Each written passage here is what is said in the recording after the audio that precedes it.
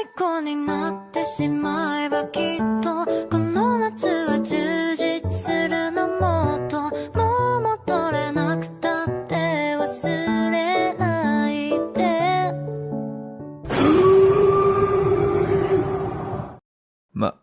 Magandang gabi.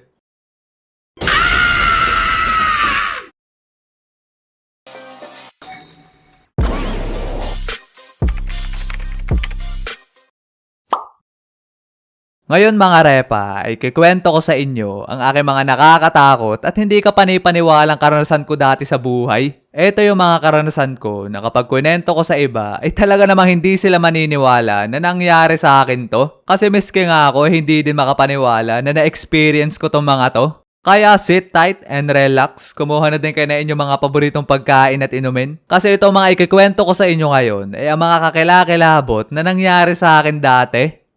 Ang unang ikikwento ko sa inyo ay yung naging karanasan ko sa nuno sa punso. Sa totoo lang, hindi talaga ako naniniwala sa mga sinasabi sa akin nung bata pa ako na meron daw nakatira na duwende sa nuno sa punso. Elementary ako nun at merong malaking nuno sa punso sa likod ng classroom namin. Sa tuwing pinaglilinis nga kami dati doon ng aming teacher ay lagi kami pinagsasabihan na wag daw naming lalapitan yon at baka manuno kami. At sa tuwing madaan daw kami malapit doon ay lagi daw kami magsasabi ng tabi-tabi po. Tapos one time ay pinaglinis ulit kami sa likod ng aming classroom. Pero noong mga panahon na yun ay hindi kami nabantayan ng aming teacher kasi may inattendance siya na meeting. Kaya ang ginawa namin nun, imbis na maglinis, ay naglaro na lang kami.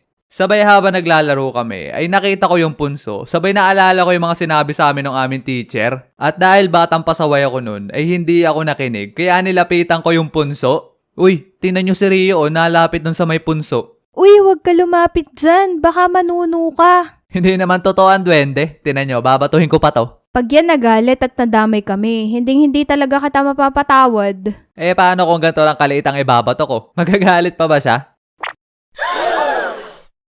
Hala, lagot ka Rio, manununo ka. Hindi yan, di naman totoo yun. Tara na, laro na ulit tayo.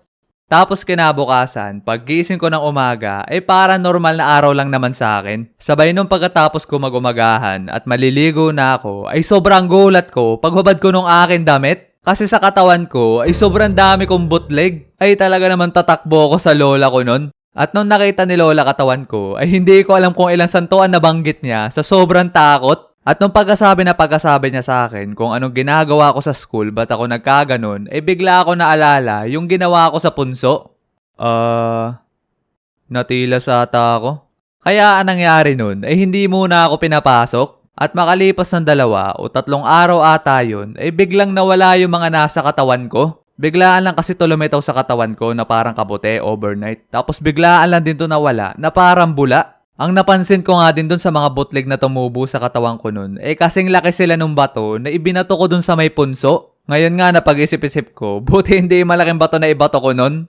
Pero siguro baka timingan lang lahat ng mga pangyayari at tinubuan lang ako ng bulutong noong mga panahon na yon. Pero sa tingin nyo mga repa, may bulutong ba sa katawan lang natubo? Sabay ilang araw lang ay wala na, as in kahit marka ay walang iniwan to sa katawan ko. Pero bulutong man yun o hindi, simula nung nangyari sa akin yun, ay lagi na akong dumidistansya sa nuno sa punso at nagtatabi-tabi po na din ako sa tuwing nadaan ako malapit dito.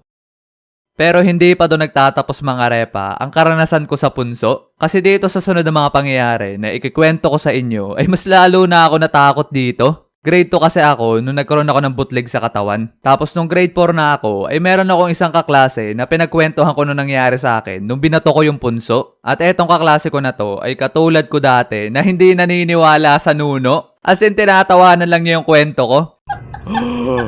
You fool! Tapos ang sabi ko sa kanya nun, kung hindi siya naniniwala, ay batuhin din niya yung nuno sa punso. Sige ba, babatuhin lang pala eh. At nung sumapit na yung recess, ay pinuntahan na namin yung nuno sa punso. Tapos binalibag agad nung kaklase ko na malaking bato. Niyayabangan niya pa nga ako nun kung yun lang ba daw ang nuno sa punso na meron sa school namin. At kung meron pa daw iba, ay babatuhin din daw niya. Eh doon pa naman sa school namin na yun, ay merong 4 na nuno sa punso. At pinuntahan namin lahat yun at pinagbabato lahat yun ng kaklase ko. Okay, ayos na. Yun na last one. Tinan mo bukas, papakita ko sa'yo, hindi totoo yan.